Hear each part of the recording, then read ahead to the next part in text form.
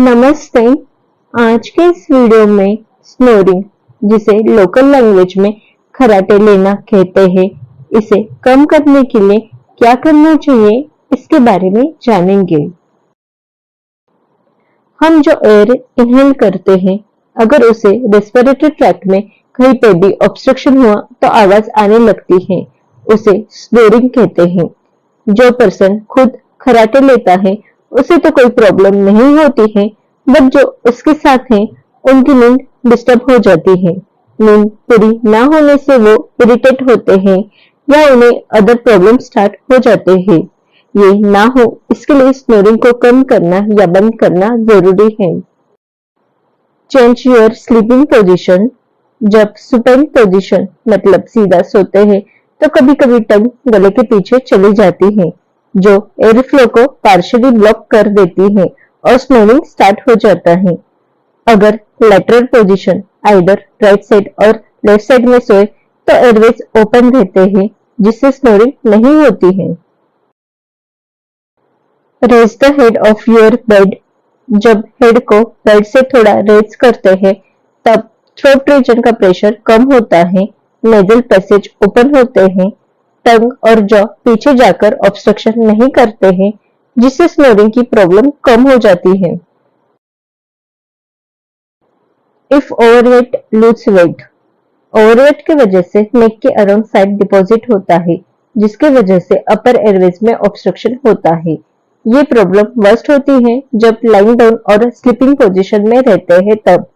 Weight loss करने से नेक के अराउंड फैट डिपॉजिट नहीं होता है, जिससे एयरवेज में ऑब्स्ट्रक्शन नहीं रहता है और स्नोरिंग नहीं होती है। Use nasal strip. Nasal strip का यूज करने से नेजल पैसेज वाइड होता है, एयर फ्लो का रेजिस्टेंस कम होता है, जिससे नेजल कंजेशन एलिवेट होता है, ब्रीदिंग इंप्रूव होती है, जिससे स्नोरिंग की इंटेंसिटी कम हो जाती है। Remove obstruction. Nasal passage obstruction जिनमें है, जैसे जिनको नेजल पॉलिप्स या डीएनएस है, इनमें ऑब्स्ट्रक्शन की वजह से सांस लेने में प्रॉब्लम आते हैं और ऐसे लोगों में स्नोरिंग की प्रॉब्लम देखने को मिलती है। इसलिए डॉक्टर के पास जाकर ऑब्स्ट्रक्शन को दूर करें, नेजल पैसेज को ओपन करें ताकि स्नोरिंग से बचा जा सके। Stay hydrated. डिहाइड्रेशन की वजह से नेजल एंड थ्रोट का म्यूकस है वो थिक हो जाता है, जिससे ब्रीदिंग के लिए डिफिकल्टीज होती है और स्नोरिंग की प्रॉब्लम स्टार्ट हो जाती है। ये ना हो इसके लिए खुद को हाइड्रेटेड रखें। Remove allergens.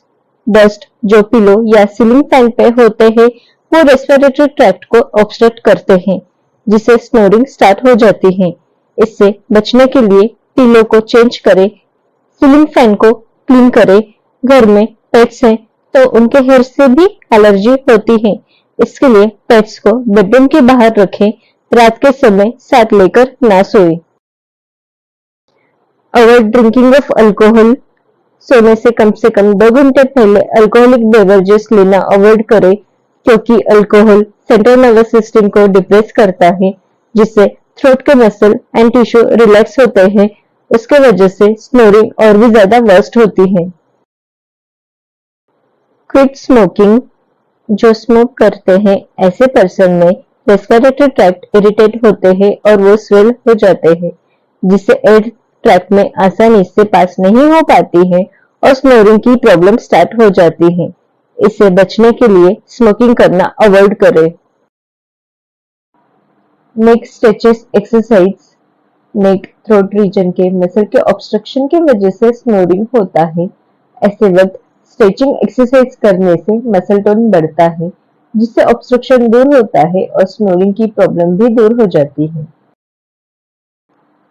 जलनेती। जलनेती करने से नेजल पैसेज में जो भी पॉल्यूटेंट्स हैं वो क्लीन होते हैं, जिससे ऑक्सीजन का सप्लाई बढ़ता है। नेजल पैसेज क्लीन होने से स्नोरिंग की प्रॉब्लम भी दूर होती है। When to see a doctor? Snoring is not a big problem. आप लाइफस्टाइल को मॉडिफिकेशन करके स्नोरिंग को दूर कर सकते हैं, बट जब आप स्लीप एपनिया मतलब आपकी breathing repeatedly stop and start हो रही है, आप लाउडली स्नोर कर रहे हैं और पूरी रात के नींद के बाद भी सुबह उठकर थकान महसूस होती है तो आपको स्लीप एपनिया है। ये एक सीरियस स्लीप डिसऑर्डर है। इसके लिए आपको डॉक्टर के पास जाकर ट्रीटमेंट लेना जरूरी है। आज की इस वीडियो में हमने स्नोरिंग की प्रॉब्लम ना हो इसके लिए क्या करना चाहिए इसके बारे में जाना। अगर वीडियो पसंद आया हो तो वीडियो को लाइक और चैनल को सब्सक्राइब कीजिए।